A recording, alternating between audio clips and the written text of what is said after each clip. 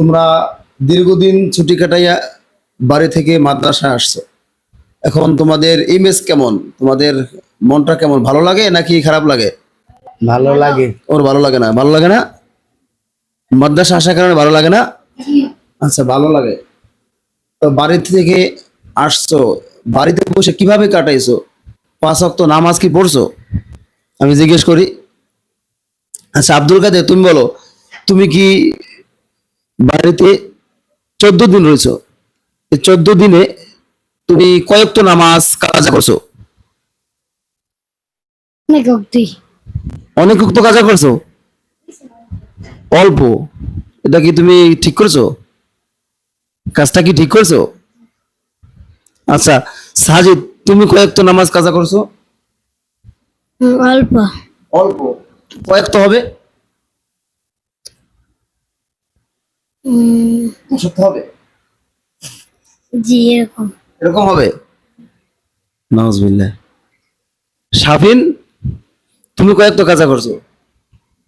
ওই অল্প হ্যাঁ, অল্প অল্প? অল্প বলতে কেমন? ফজরের নামাজটা মিস। দৈনিক ফজরের নামাজটা মিস গেছে না? বাকি তো পড়ার চেষ্টা করছো, পড়ছো। আচ্ছা জুনায়েদ, আপনার খবর কি?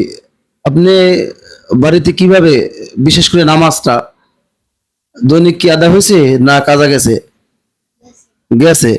কয়েক গেছে? 5 ওয়াক্ত। 5 ওয়াক্ত?